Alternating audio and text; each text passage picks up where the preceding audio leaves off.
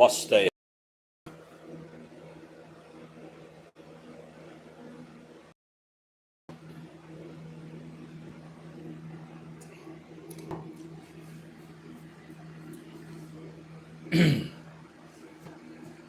We're back with Herzl, as I remember him.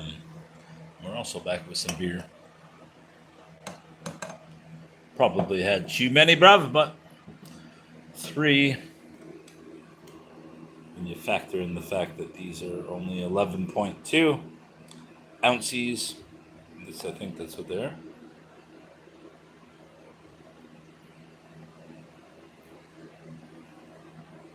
Yes. 11.2, so that's 0.8, 0.8, and 0.8. Well, that's not very convincing that it's less than 3 beers, but it's 2 ounces less than 3 beers, so, and I still haven't drank that, so probably get progressively tipsier off 3 beers. See what we got here. Herzl, as I remember him, I think we're in chapter 20 or something like that. 21. I really need to put this fan on me better. It's rather old.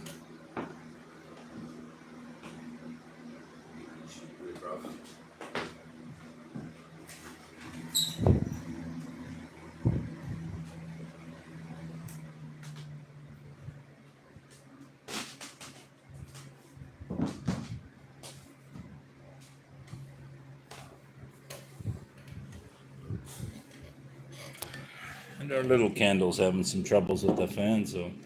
Whoa, it just blew fucking ash or something on me. Alright, we'll move it over there. 21. Oh. After staring pensively for a time at some papers on his desk, Herzl suddenly looked up and said, "After all, we don't want our friends to be sent to Siberia." For a moment, I didn't follow his train of thought. Then I replied, "Certainly not." It's ironic that the train just started honking too. It's a heavy responsibility. The rather mysterious exchange had to do with the forthcoming Zionist Congress, which at that particular moment was the target of hostile maneuvers emanating from the South German city of Munich. Herzl had selected Munich as the site of the Congress, as he expressed it in Die Welt. The charming, hospitable city of Munich was chosen because it is a crossroads of the great new highways of the nations. The Congress was originally to have taken place in Zurich, but there were sound objections to this. The Congress delegates included many Russian Jews. In Russian government circles, however, Zurich enjoyed a very special reputation as a gathering place for revolutionists and conspirators. It was regarded as a city which opened its gates impartially to politicians of every persuasion, including those who bore the rulers of Tsarist Russia no great love. Hence, the ruling circles in St. Petersburg would probably sniff sedition in any Jewish Congress held in Zurich. This is Herzl as I remember him. And Herzl, Theodor Herzl, was the founder of Zionism, a very popular topic. I think it is a bibble. I think that is a wrong thing to say, because I will vex you, you motherfucker. All right, back to where we were. Hence, the ruling circles in St. Petersburg would probably sniff sedition in any Jewish Congress held in Zurich. All right. And they might well ship the returning Russian delegates to a penal colony as soon as they crossed the border. Needless to say, Herzl wanted to lead Russian Jewry to Zion, not to Siberia. He alluded rather cautiously in Die Welt to his reasons for abandoning the Zurich plan. Zurich had originally been contemplated as the Congress site, and the majority of the Commission had defeated the first proposal and instead chosen the hospitable and conveniently situated city of Munich, only because Zurich is less popular in Eastern Europe as a meeting place.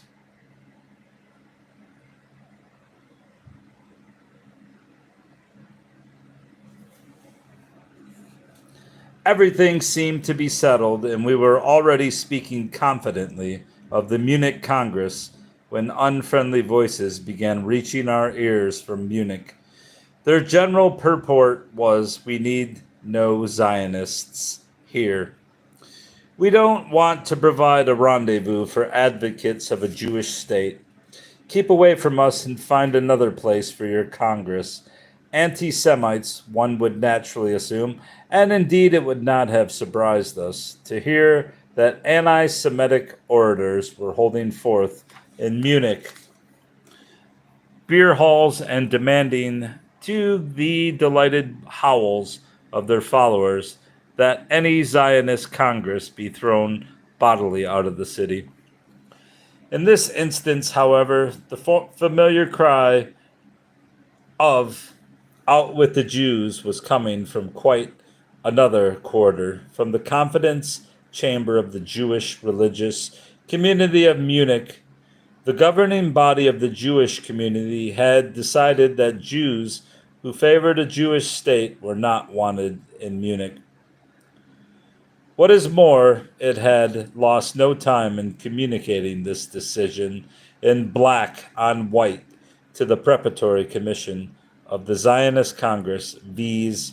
We are therefore compelled to repeat our request, and in order to preclude any misunderstanding, to protest formally against the holding of the Congress in Munich. Respectfully yours, the governing body of the Jewish religious community of Munich. What did you write? The letter failed to have the crushing effect that its authors had probably anticipated.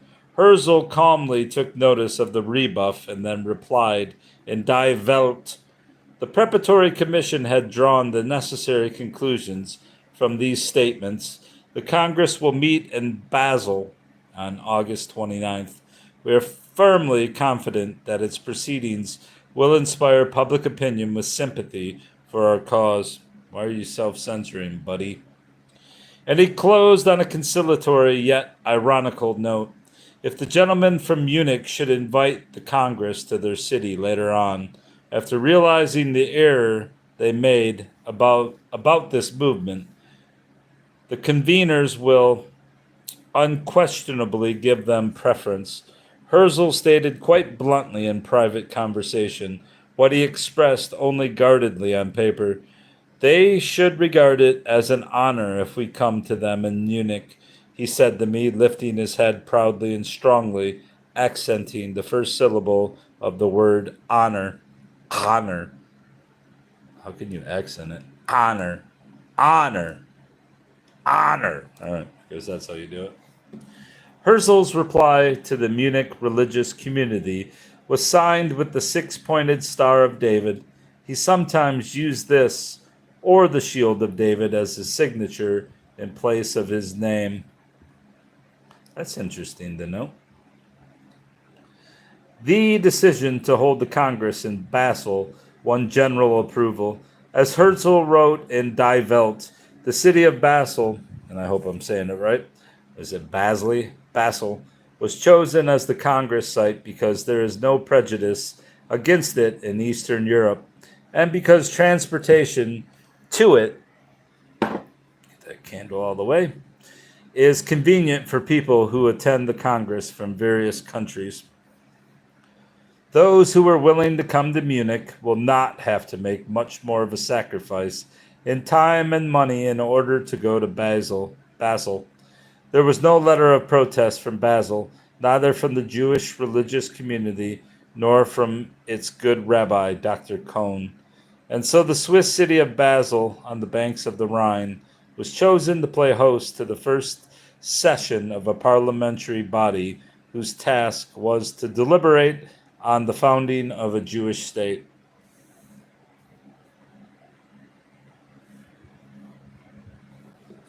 22. In those years, in fact, even before Herzl made his appearance, we students used to argue far into the night about the question, precisely what are the Jews? A race, a nation, a people, a religion, a brotherhood bound by a common fate and a common enemy? Opinions were divided, and the discussions were often very heated. Those who later flocked to Herzl contended that the Jews were a nation. Sit over there, bruv. Indeed, we were living in an era of nationalism in which the word nation provided the basis for a cult which all too often merged into chauvinism. This was less true of the Jewish nationalists, however, than of other nationalist groups. The Jewish nationalists, whose shock troops were the students, especially the Viennese, held their nationalism proudly aloft as a shield against anti-Semitic abuse. They pounded on the shield in order to rally those Jews whose faith was weakening, and they regarded their nationalism as a first step leading toward Palestine. But they avoided the exaggerated forms which nationalism assumed, for example, among the Germans.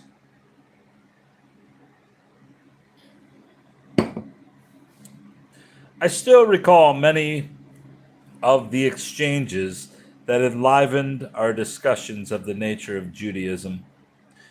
In the old pre-Herzl days, we had a Jewish students' club in Vienna called Gamala, whose president I had the high honor to be.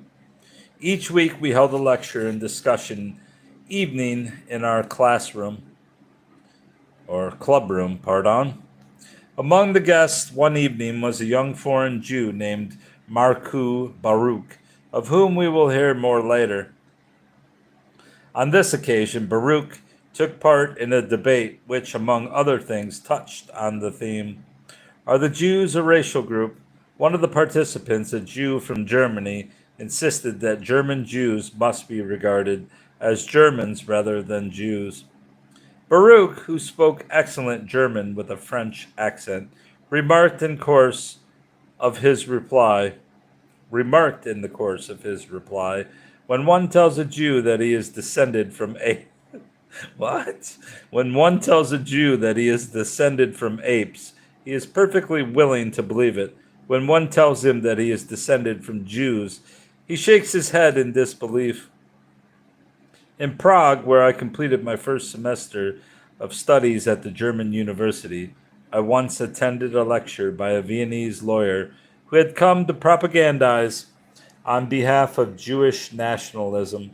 At one point in his speech, he started to say, "We Jews are a nation, if only because we have a common enemy." Whereupon a member of the audience broke in a sepulchral voice, "If it's all a matter of a common enemy, then the fleas are a nation too." Everyone laughed, including the speaker. At least the speaker had a sense of humor. But the latter took care thereafter not to provide any more targets for the sharp Prague Jewish wit. "Are the Jews a race?" was the title of an essay which caused Herzl to predict that I would one day be awarded an Austrian decoration known as the Order of Maria Theresa. The latter, which was founded in the mid-18th century during the reign of Empress Maria Theresa, was a most curious kind of decoration. It was awarded not to obedient, dutiful individuals, but to disobedient ones. When a commander in battle deliberately failed to carry out an order because he felt it was mistaken, he received the Order of Maria Theresa, provided, of course, that his insubordination was vindicated and helped turn defeat into victory. In this instance, I had definitely been insubordinate and disobeyed the strict instructions of my editor-in-chief, Herzl.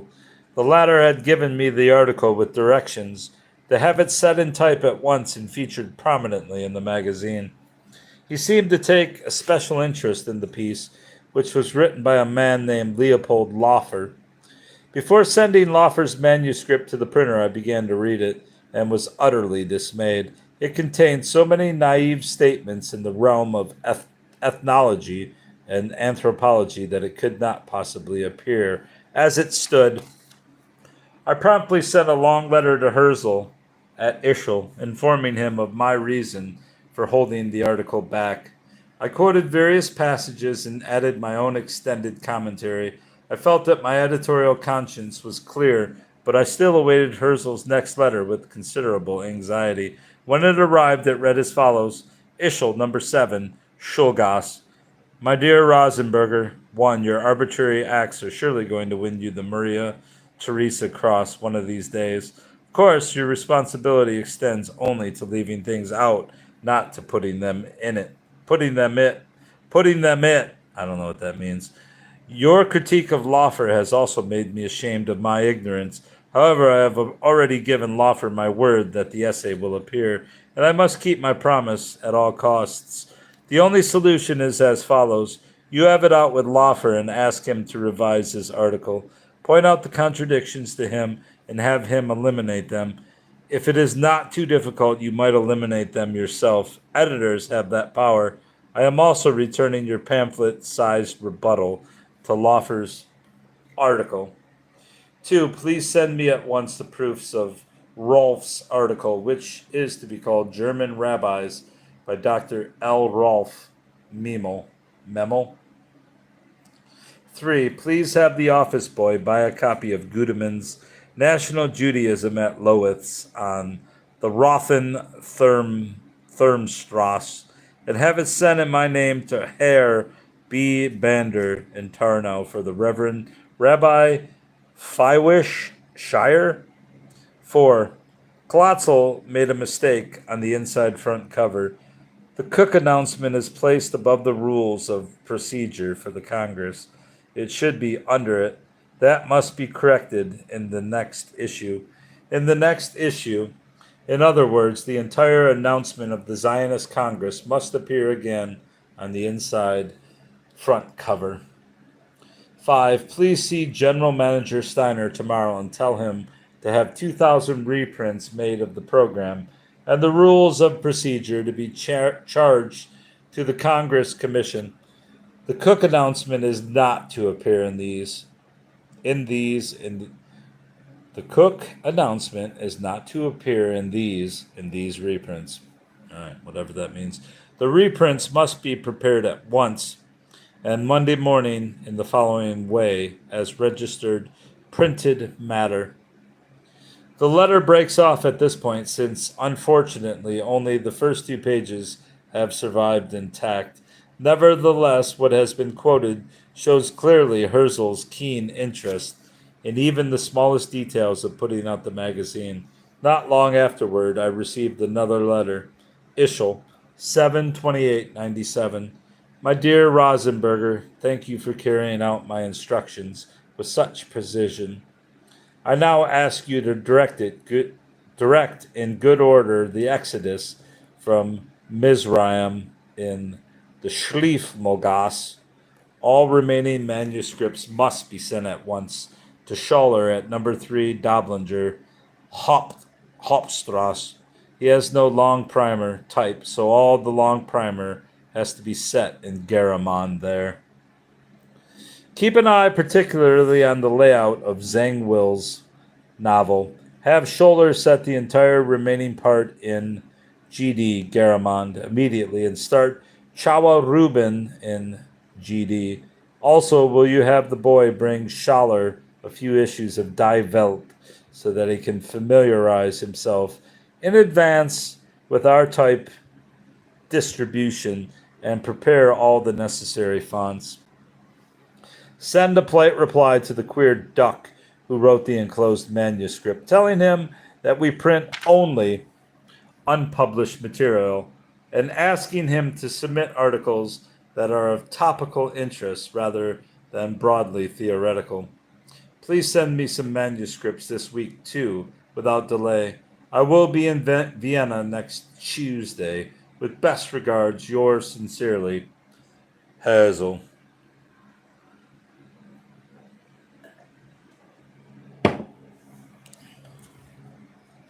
Mizraim, which Herzl mentions in his letter, is the Hebrew name for Egypt. He was referring humorously to our exodus from the Weiner Modes printing plant on the Schleifmulgasse. As it happened, our changeover to a new printer proceeded far more smoothly than Herzl's return to Vienna from Bad Ischl. The latter is situated on a small river called the Traun, just as Herzl was preparing for his departure. The normally placid little Traun, swollen by torrential rains, overflowed its banks, swept away the bridges, and disrupted railroad and mail service. On July 31st, Die Welt received a telegram from Ischl marked urgent. Mail service interrupted, send nothing. For time being, Herzl. Herzl had planned to arrive in Vienna on August 3rd. Instead, I received the following letter delivered by heaven only knows what circuitous route. Ischl, 8297, and that's 1897. My dear Rosenberger, isolated and without material as I am here, I will hardly be able to send off the week today.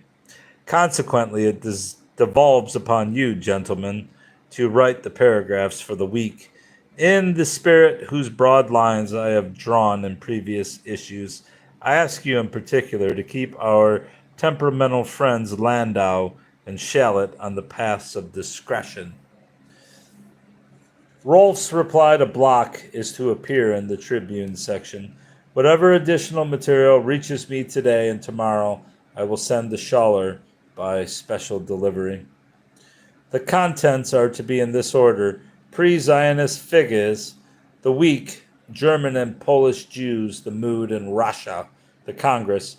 I am sending Schaller today the clipping from the Ungarische Wochenschrift, which probably won't make issue number 10 any longer, but should be placed in the overmatter as an article, brevier type, if there is no room for it.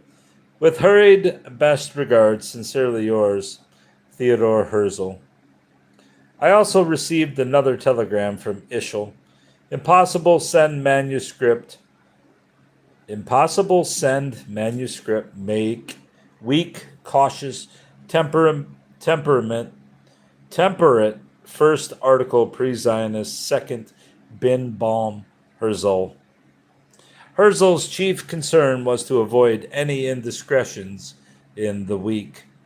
The latter was one of the magazine's more ticklish features.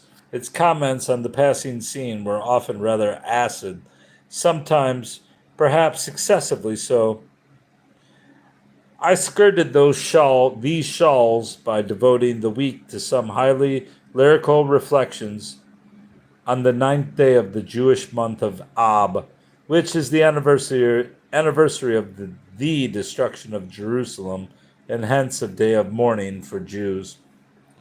Isolated and without material, as I am here, Herzl had written, almost a cry of pain. I wondered what he was doing while he was unable to work on Die Welt.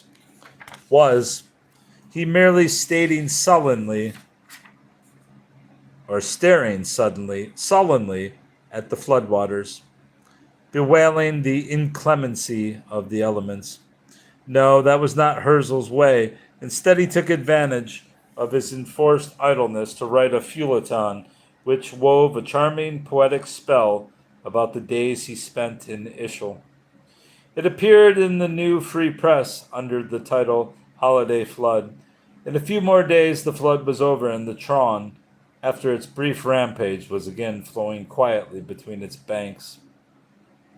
On Thursday, August 5th, we received the wire. We will be back tomorrow morning, Herzl. Since his family was remaining at Ischl for a time, Herzl took up temporary lodgings in a Vienna hotel instead of his house on the Burggrass. I had the impression that he found an occasional sojourn in a hotel by no means disagreeable.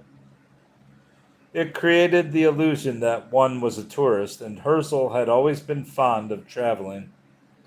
The hotel also served as a hideaway, for Herzl's vacation was not yet over, and he had no wish to fall into the clutches of his employers at the New Free Press. His work for Die Welt and the forthcoming Congress was far more important to him than any assignment they might have.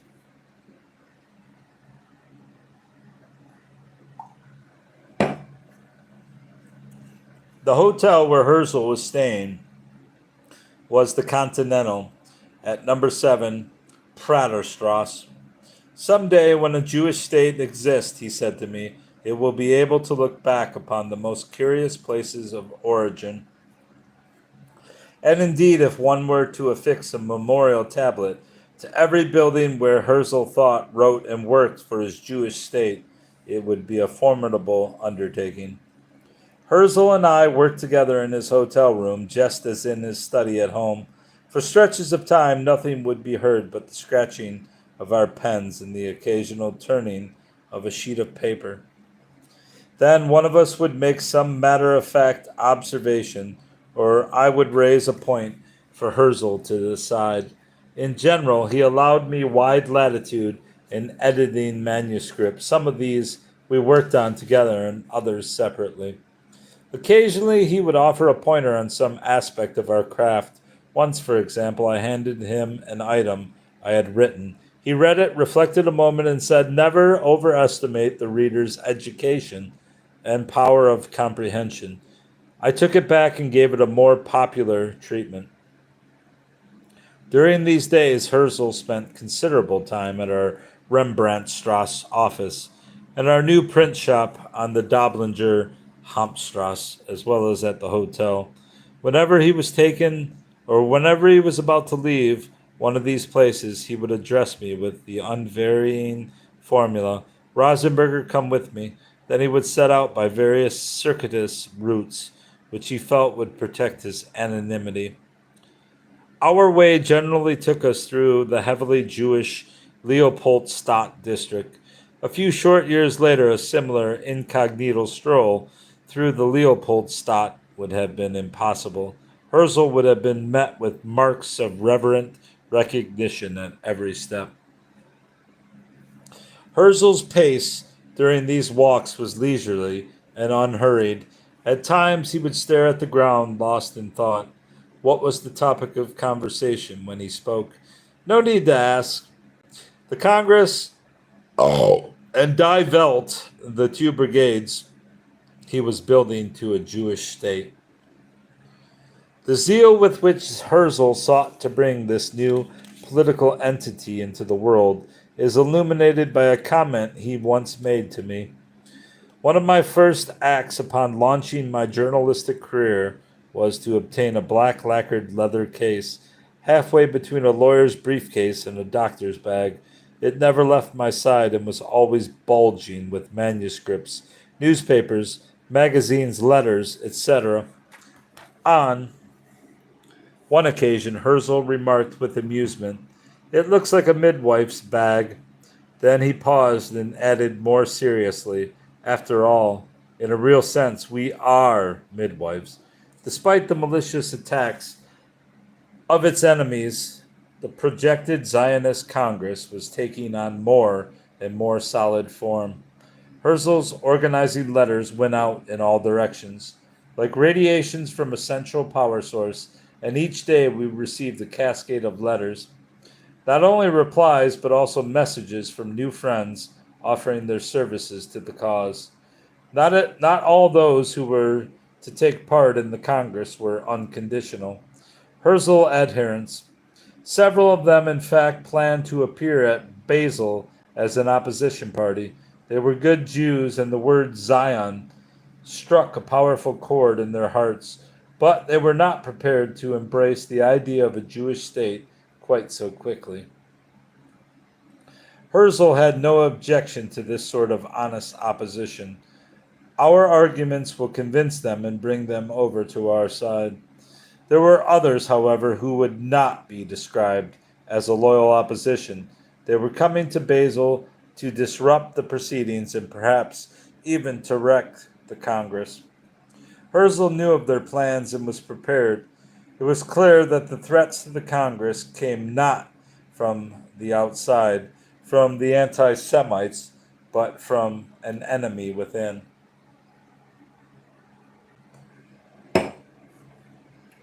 Meanwhile, Herzl's vacation had ended, and he no longer had to play a game of hide and seek. Every weekday afternoon between 1 and 2, he walked to the new Free Press office on the Frichtgasse. Since he often asked me to come along, I was a witness to his incredible capacity for work. To the overwhelming demands of the Congress and Die Welt were now added once again his duties at the press. Moreover, he was particularly anxious to keep his employer's favor, since the time was drawing near when he would have to take several days' leave for the trip to Basel. All in all, he assumed a burden of work that would have taxed 3 or 4 men. Shallot and Landau were to accompany Herzl to the Congress, leaving me in Vienna as the lone member of Die Welt's editorial staff. However, I was by now sufficiently experienced at my work so that the prospect did not tormented, punning on the name of our magazine. Now you will be at with the entire world resting on your shoulders, but I can rely on your carrying power. 23. How many pages is this? Quite a few, actually. Quite a few, bruv. We'll make it. 23. The fateful days were approaching when the Zionist Congress, which Herzl had fashioned with so much love and toil, would prove either a living reality or a house of cards. The 3 days of the Congress, August 29th, 30th, and 31st, would be memorable and quite possibly decisive for the Zionist movement. In this atmosphere of expectancy, with 100 other things to preoccupy him, Herzl might well have been excused for giving little thought to Die Welt. And yet, from Ischl, where he had gone for a short rest with his family, I received a hasty letter, so hasty, in fact, that Herzl had forgotten to sign it. Ischl, 8/22/1897. My dear Rosenberger, just a few hasty words. The first article is Birnbaum's ideal help.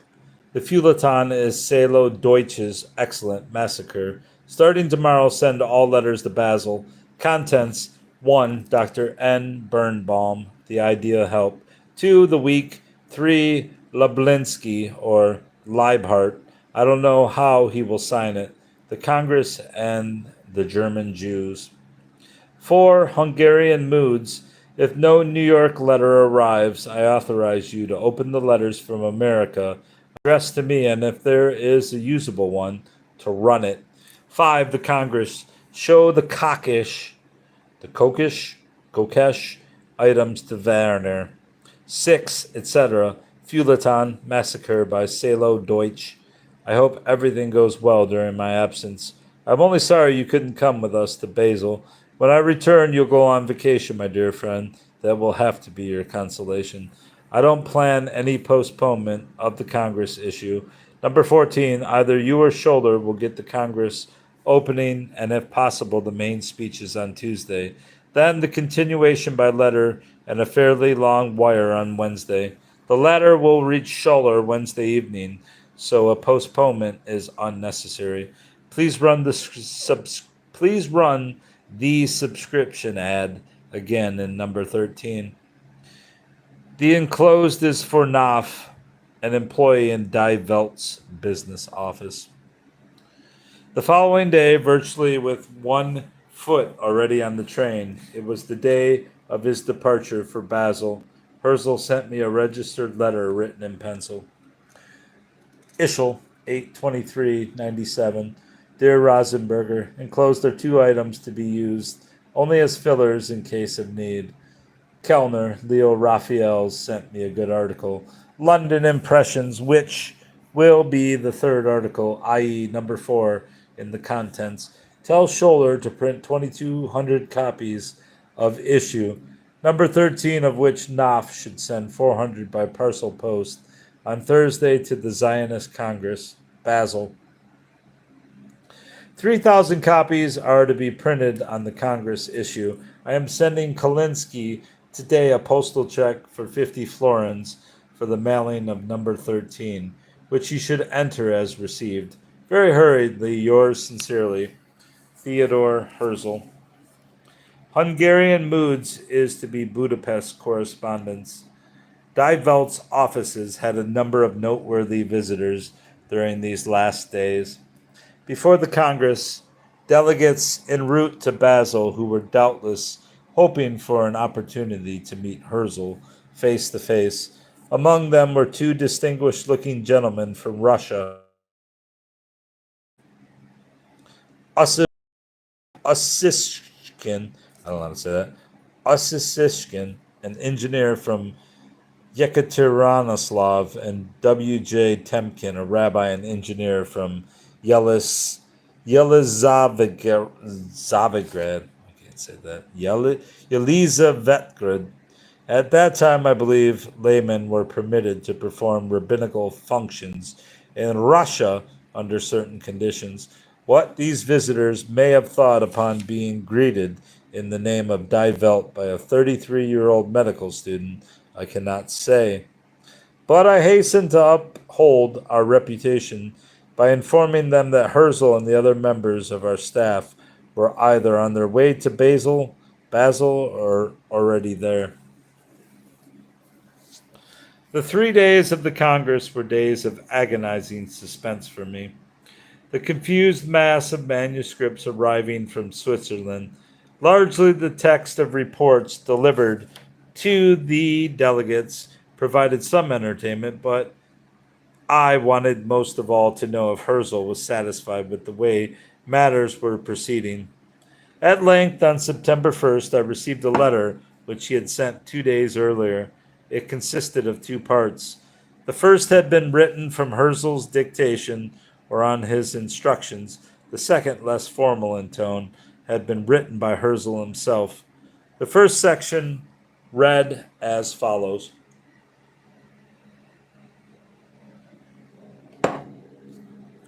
Dear Rosenberger, I am sending manuscripts to Scholler, the printer, just as they are. I can't do the layout here since I don't have the picture before me.